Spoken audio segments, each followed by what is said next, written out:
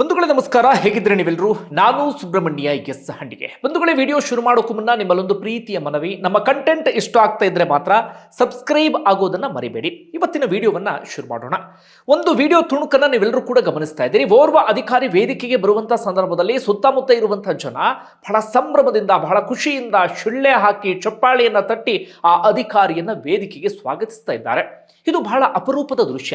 ಸಾಧಾರಣವಾಗಿ ಸಿನಿಮಾ ಸ್ಟಾರ್ಗಳು ಅಥವಾ ಸೆಲೆಬ್ರಿಟಿಗಳು ಬಂದಾಗ ಜನ ಇದೇ ರೀತಿಯಾಗಿ ಶಿಳ್ಳೆ ಹೊಡಿತಾರೆ, ಚಪ್ಪಾಳೆಯನ್ನು ತಟ್ತಾರೆ ಅಥವಾ ಸಂಭ್ರಮಿಸ್ತಾರೆ. ಅದೆಲ್ಲವೂ ಕೂಡ ಸರ್ವೇ ಸಾಮಾನ್ಯ. ಆದರೆ ಅಧಿಕಾರಿಗಳು ಅಂತ ಬಂದಾಗ ಅದು IAS, IPS ಅಥವಾ ಇನ್ನು ಯಾವ ಹಂತದ ಅಧಿಕಾರಿಗಳು ಬೇಕಾದರೂ ಆಗಿರಬಹುದು, ನಾವೆಲ್ಲರೂ ಕೂಡ ಹಿಡಿಶಾಪವನ್ನು ಹಾಕ್ತೀವಿ, ಅವ್ರನ್ನ ಬೈಯೋದಿಕ್ಕೆ ಶುರು ಮಾಡ್ಕೊಳ್ತೀವಿ. ಕಾರಣ ಅಂದ್ರೆ ಇಡೀ ವ್ಯವಸ್ಥೆಯನ್ನ, ನಮ್ಮಲ್ಲಿ ಆ ಅಧಿಕಾರಿಗಳ ವಲಯ ಇಡೀ ವ್ಯವಸ್ಥೆಯನ್ನ ಜನಸಾಮಾನ್ಯರ ರಕ್ತ ಹೀರುವ ಮೂಲಕ, ಪ್ರಾಣ ಹಿಂಡುವ ಮೂಲಕ ಹಾಳು ಮಾಡಿ ಹಾಕಿಬಿಟ್ಟಿದ್ದಾರೆ. ಆ ಕಾರಣಕ್ಕಾಗಿ ನಾವು ಹಿಡಿಶಾಪವನ್ನು ಹಾಕ್ತಾ ಇರ್ತೇವೆ. ಈ ರೀತಿಯಾಗಿ ಅಧಿಕಾರಿಗಳಿಗೆ ಸದಾಕಾಲ ಹಿಡಿಶಾಪವನ್ನು ಹಾಕೋದರ ನಡುವೆ ಓರ್ವ ಅಧಿಕಾರಿಯನ್ನ ಜನ ಈ ಪರಿಯಾಗಿ ಸಂಭ್ರಮಿಸ್ತಾ ಇದ್ದಾರೆ, ಪ್ರೀತಿಸ್ತಾ ಇದ್ದಾರೆ ಅಂದ್ರೆ ಆ ಅಧಿಕಾರಿ ಏನಾದರೂ ಮಾಡಿರ್ಬೇಕಲ್ಲ. ನಾನಿವತ್ತು ಅದನ್ನೇ ನಿಮ್ಮ ಮುಂದೆ ಹೇಳೋದಕ್ಕೆ ಹೊರಟಿರುವಂತಹ ಸಂಗತಿ. ನಾವೆಲ್ಲರೂ ಕೂಡ ತಿಳ್ಕೊಳ್ಳೇಬೇಕು ಈ ವಿಚಾರವನ್ನ. ನಿಮ್ಮಲ್ಲಿ ಸಾಕಷ್ಟು ಮಂದಿ ಈ ಒಂದು ಹೆಸರನ್ನ ಕೇಳಿರ್ತೀರಿ. ಕಾರಣ ಇತ್ತೀಚೆಗೆ ಬಹಳ ಸಂಚಲನ ಮೂಡಿಸಿರುವಂತಹ ಹೆಸರು. ಹಿಂದೆಯೂ ಕೂಡ ಒಂದು ವಿಡಿಯೋವನ್ನ ಮಾಡಿದ್ದೆ, ಅದರಲ್ಲಿ ಶಾರ್ಟ್ ಆಗಿ ವಿವರವನ್ನು ಕೊಟ್ಟಿದ್ದೆ. ಇದರ ಸ್ವಲ್ಪ ವಿಸ್ತೃತವಾದ ಮಾಹಿತಿಯನ್ನು ಕೊಡ್ತೇನೆ. ಬಂಧುಗಳೇ, ಆ ಅಧಿಕಾರಿ ತುಕಾರಾಮ್ ಮುಂಡೆ, IAS ಅಧಿಕಾರಿ. ಸದ್ಯ ಇಡೀ ಮಹಾರಾಷ್ಟ್ರವನ್ನ, ಮುಂಬೈ ಪುಣೆ ಭಾಗವನ್ನ ನಡುಗಿಸ್ತಾ ಇದ್ದಾರೆ ಅಂದ್ರೂ ಕೂಡ ತಪ್ಪಾಗ್ಲಿಕ್ಕಿಲ್ಲ. ಯಾವ ರಾಜಕಾರಣಿಗಳಿಗೆ ಕೇರ್ ಮಾಡ್ತಾ ಇಲ್ಲ, ಯಾವ ದುಡ್ಡಿದ್ದಂಥವರಿಗೂ ಕೂಡ ತಲೆ ಕೆಡಿಸ್ಕೊಳ್ತಾ ಇಲ್ಲ, ಯಾವ ಉದ್ಯಮಿಗಳ ಒತ್ತಡಕ್ಕೂ ಕೂಡ ಮಣಿತಾ ಇಲ್ಲ. ಒಟ್ಟಾರೆ ಯಾರಿಗೂ ಕೂಡ ತಲೆ ಕೆಡಿಸಿಕೊಳ್ಳದೆ ತನ್ನ ಕೆಲಸವನ್ನ ತುಂಬಾ ಅಚ್ಚುಕಟ್ಟಾಗಿ ನಿರ್ವಹಿಸ್ತಾ ಇರುವಂತ ಅಧಿಕಾರಿ. ಆ ಕಾರಣಕ್ಕಾಗಿಯೇ ಹೆಚ್ಚು ಕಡಿಮೆ 21 ವರ್ಷದ ಅವರ ಸರ್ವಿಸ್ನಲ್ಲಿ 25 ಬಾರಿ ವರ್ಗಾವಣೆ ಆಗಿದ್ದಾರೆ. ಬಹಳ ಇಂಟ್ರೆಸ್ಟಿಂಗ್ ಸಂಗತಿ ಏನು ಗೊತ್ತಾ, ಇವರು ಮುಂಚೆ ಬೇರೆ ಬೇರೆ ಕಡೆಗಳಲ್ಲಿ ಜಿಲ್ಲಾಧಿಕಾರಿಯಾಗಿ ಅಥವಾ ಬೇರೆ ಬೇರೆ ರೀತಿಯಲ್ಲಿ ಕೆಲಸವನ್ನ ನಿರ್ವಹಿಸ್ತಾ ಇದ್ರು.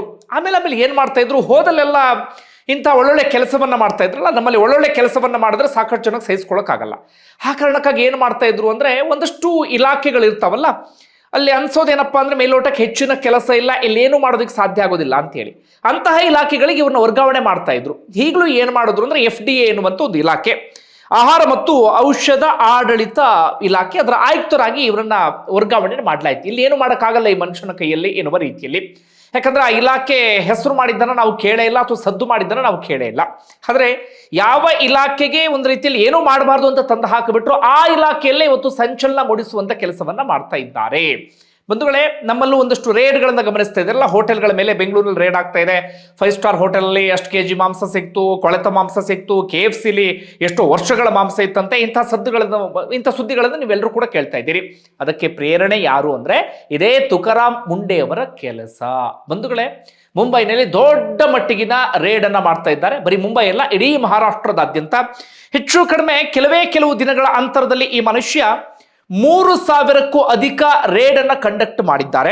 ಅದರಲ್ಲಿ 519 FIR ಆಗಿದೆ, 701 ಅರೆಸ್ಟ್ ಆಗಿದೆ, 165 ಘಟಕಗಳ ಲೈಸೆನ್ಸ್ ಅನ್ನ ರದ್ದು ಮಾಡಿದ್ದಾರೆ, 407 ಮಳಿಗೆಗಳನ್ನ ಸೀಸ್ ಮಾಡಿದ್ದಾರೆ, 100 ಕೋಟಿ ಮೌಲ್ಯದ ವಸ್ತುಗಳನ್ನ ಕಲಬೆರಕೆ ಆದಂತ ಕಾರಣಕ್ಕಾಗಿ ಅವುಗಳನ್ನ ನಾಶ ಮಾಡುವಂತ ಕೆಲಸವನ್ನ ಮಾಡಿದ್ದಾರೆ. ಸದ್ಯಕ್ಕೆ ಇವರ ವರ್ಗಾವಣೆಗೆ ನಿರಂತರವಾದಂಥ ಪ್ರಯತ್ನ ನಡೀತಾ ಇದೆ. ಇದೀಗ ಬಾಲಿವುಡ್ ಸ್ಟಾರ್ ನಟರನ್ನು ಕೂಡ ಬಿಟ್ಟಿಲ್ಲ. ನಿಮ್ಮನ್ನ ಯಾಕೆ ಕಾನೂನಿನ ಇದ್ರೊಳಗಡೆ ನಾವು ತರಬಾರ್ದು, ನೀವು ಯಾಕೆ ಹಿಂಗೆ ಮಾಡ್ತಿದ್ರಿ, ನನಗೆ ಉತ್ತರ ಬೇಕು ಅಂತೇಳಿ ಅಜಯ್ ದೇವಗನ್, ಶಾರುಖ್ ಖಾನ್, ಟೈಗರ್ ಶ್ರಾಫ್ಗೂ ಕೂಡ ನೋಟಿಸ್ ಅನ್ನ ಕೊಟ್ಟಿದ್ದಾರೆ. ಏನೇನು ಅಂತ ಹಂತವಾಗಿ ಗಮನಿಸ್ತಾ ಹೋಗೋಣ. ಮೊದಲಿಗೆ ಈ ತುಕಾರಾಮ್ ಮುಂಡೆ ಯಾರು ಅನ್ನೋದನ್ನು ಗಮನಿಸೋಣ, ಯಾಕಂದ್ರೆ ನಮಗೆ ಬಹಳ ಇನ್ಸ್ಪೈರ್ ಆಗುವಂತ ವ್ಯಕ್ತಿತ್ವ. ಬಂಧುಗಳೇ, ಇವರು 2005ರ ಬ್ಯಾಚ್ನ IAS ಅಧಿಕಾರಿ. ಮೂಲತಃ ಇವರು ಮಹಾರಾಷ್ಟ್ರದ ಬೀಡ್ ಜಿಲ್ಲೆಗೆ ಸಂಬಂಧಪಟ್ಟಂತವ್ರು. 75ರಲ್ಲಿ ಹುಟ್ಟಿದ್ದು ಇವರು. ಒಂದು ಸಾಮಾನ್ಯ ರೈತ ಕುಟುಂಬದಲ್ಲಿ ಇವರು ಹುಟ್ಟುತ್ತಾರೆ. ಯಾವುದೇ ಹೇಳ್ಕೊಳ್ಳುವಂತ ಹಿನ್ನೆಲೆ ಅಂತದ್ದೇನೂ ಕೂಡ ಇರೋದಿಲ್ಲ. ಅದಾದ ಬಳಿಕ ಸರ್ಕಾರಿ ಶಾಲೆಗಳಲ್ಲಿ ಇವರ ವಿದ್ಯಾಭ್ಯಾಸ ಎಲ್ಲವೂ ಕೂಡ ಮುಂದುವರಿಯುತ್ತೆ. ಹೊಲದಲ್ಲಿ ಕೆಲಸವನ್ನ ಮಾಡಿ ಅದಾದ ಬಳಿಕ ಸ್ಕೂಲಿಗೆ ಹೋಗುವಂತ ಅನಿವಾರ್ಯ ಪರಿಸ್ಥಿತಿ ಇವರದ್ದಾಗಿತ್ತು. ಮೂಲಭೂತ ಸೌಲಭ್ಯಗಳು ಇಲ್ಲದಂತಹ ಮನೆಯಲ್ಲಿ ಇವರು ಹುಟ್ಟಿದ್ದು. ವಿದ್ಯುತ್ ಅಂತೂ ಆ ಸಂದರ್ಭದಲ್ಲಿ ಬಹುತೇಕ ಕಡೆಗಳಲ್ಲಿ ಇರಲಿಲ್ಲ. ಇವರಿಗೂ ಕೂಡ ಅಂತಹ ಸೌಲಭ್ಯಗಳು ಅಂಥದ್ದೇನೂ ಕೂಡ ಇರಲಿಲ್ಲ. ಬಹಳ ಕಷ್ಟಪಟ್ಟು ಓದ್ತಾ ಹೋಗ್ತಾರೆ. ಆದರೆ ಒಂದು ಹಠವನ್ನ ಇಟ್ಕೊಂಡಿದ್ರು ಅವರು, ಏನಾದ್ರೂ ಮಾಡಬೇಕು ಈ ಸಮಾಜಕ್ಕೆ ನಾನು ಅಂತ ಹೇಳಿ. ಹೀಗಾಗಿ ಎಜುಕೇಶನ್ ಕಡೆಗೆ ವಿಪರೀತ ಗಮನ ಕೊಟ್ಟಿದ್ರು. ಅದೆಷ್ಟೇ ಕಷ್ಟ ಆದರೂ ಕೂಡ, ಮನೆಯಲ್ಲಿ ಅದೆಷ್ಟೇ ಬಡತನ ಇದ್ರೂ ಕೂಡ ಎಜುಕೇಶನ್ ಕಡೆಗೆ ಗಮನವನ್ನು ಕೊಟ್ಟಿದ್ರು. BA MA ಎಲ್ಲವನ್ನೂ ಕೂಡ ಮುಗಿಸ್ತಾರೆ. ಅಂತಿಮವಾಗಿ UPSC ಪರೀಕ್ಷೆಯನ್ನ ಬರೀತಾರೆ. 20ನೇ ರ್ಯಾಂಕ್ ಅನ್ನ ಪಡಿತಾರೆ. 2005ರ ಬ್ಯಾಚ್ ಅಧಿಕಾರಿಯಾಗಿ ಹೊರಹೊಮ್ಮುತ್ತಾರೆ. ತಮ್ಮ ರಾಜ್ಯದಲ್ಲೇ ಕೆಲಸ ಮಾಡುವಂತ ಅವಕಾಶ ಸಿಗುತ್ತೆ. ಅದಾದ ಬಳಿಕ ಹೀಗೆ ಹಂತ ಹಂತವಾಗಿ ಬೇರೆ ಬೇರೆ ಕಡೆಗಳಲ್ಲಿ ಕೆಲಸವನ್ನ ಮಾಡ್ತಾ ಹೋಗ್ತಾರೆ. ಎಲ್ಲೆಲ್ಲಿ ಕೆಲಸವನ್ನ ಮಾಡ್ತಾ ಇದ್ರು ಅದೆಲ್ಲ ಕಡೆಗಳಲ್ಲೂ ಕೂಡ ವಿಪರೀತವಾಗಿ ಸದ್ದು ಮಾಡ್ತಿರ್ತಾರೆ.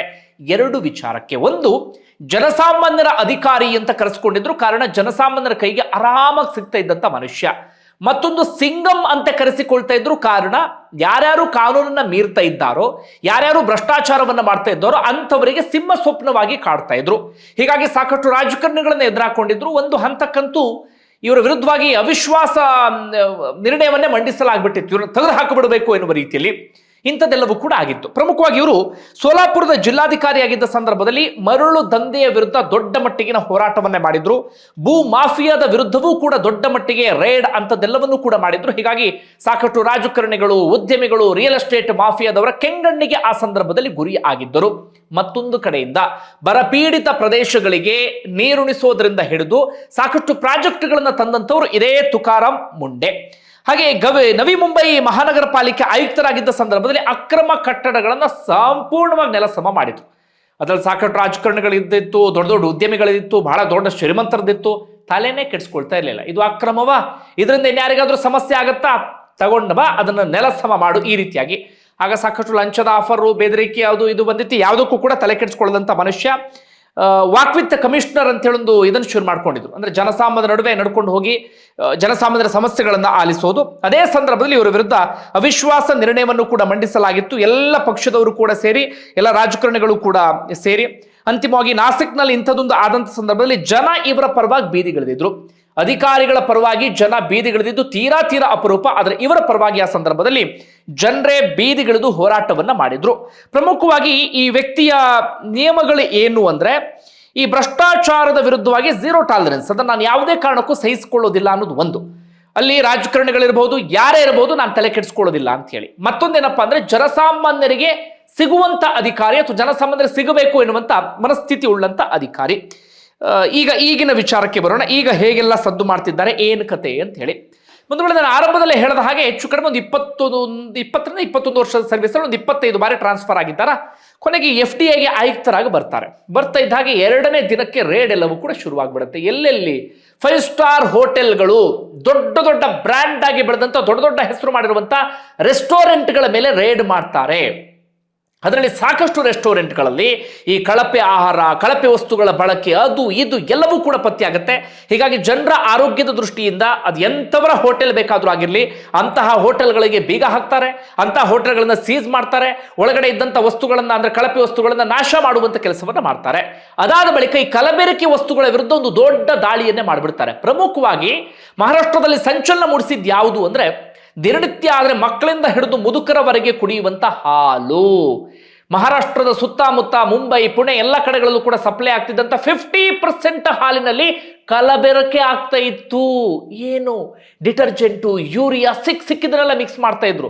ಅದರಲ್ಲಿ ಕೊಬ್ಬು ತೋರಿಸುವಂತ ಉದ್ದೇಶಕ್ಕೆ, ಅದರಲ್ಲಿ ನೊರೆಯನ್ನ ತೋರಿಸುವಂತ ಉದ್ದೇಶಕ್ಕೆ, ಇನ್ನು ಬೇರೆ ಬೇರೆ ಕಾರಣಗಳಿಗಾಗಿ ನೀರು ಮಿಕ್ಸ್ ಮಾಡ್ತಾ ಇದ್ರಲ್ಲ ವಿಪರೀತವಾಗಿ. ನೀರು ಮಿಕ್ಸ್ ಮಾಡಿದ್ದು ಗೊತ್ತಾಗಬಾರ್ದು ಎನ್ನುವ ಕಾರಣಕ್ಕಾಗಿ ಕೊಬ್ಬು ಕಾಣಲಿ ಅಂತ ಡಿಟರ್ಜೆಂಟು, ಯೂರಿಯಾ, ಮತ್ತೊಂದು ಮಗದೊಂದು ಎಲ್ಲವನ್ನೂ ಕೂಡ ಹಾಕ್ತಾ ಇದ್ರು. ಆ ಕಾರಣಕ್ಕಾಗಿ ಎಷ್ಟೋ ಜನರ ಆರೋಗ್ಯವನ್ನೇ ಹಾಳು ಮಾಡಿ ಹಾಕಿಬಿಟ್ಟಿದ್ರು. ಹೀಗಾಗಿ ಮೊದಲು ಇವರು ಕೊಡಲಿ ಪೆಟ್ಟನ್ನ ಕೊಟ್ಟಿದ್ದು ಆ ಕಲಬೆರಕೆ ಹಾಲಿನ ವಿರುದ್ಧವಾಗಿ. ಹೀಗಾಗಿ ಹೆದರ್ಕೊಂಡು ಜನ ಹಾಲನ್ನು ಚೆಲ್ಲೋದಕ್ಕೆ ಶುರು ಮಾಡ್ಕೊಂಡ್ಬಿಟ್ರು. ಚರಂಡಿಗೆ ಅಲ್ಲಿ ಇಲ್ಲಿ ಈ ಕಲಬೆರಕೆ ಮಾಡ್ತಾ ಇದ್ದಂಥವ್ರು ಎದ್ನೋ ಬಿದ್ನೋ ಅಂತೇಳಿ ಓಡೋದಕ್ಕೆ ಶುರು ಮಾಡ್ಕೊಂಡ್ಬಿಟ್ರು. ಅದೆಷ್ಟೋ ಲೀಟರ್ ಗಟ್ಟಲೆ ಹಾಲನ್ನು ಚರಂಡಿಗೆ ಚೆಲ್ಲಲಾಯಿತು ಆ ಸಂದರ್ಭದಲ್ಲಿ.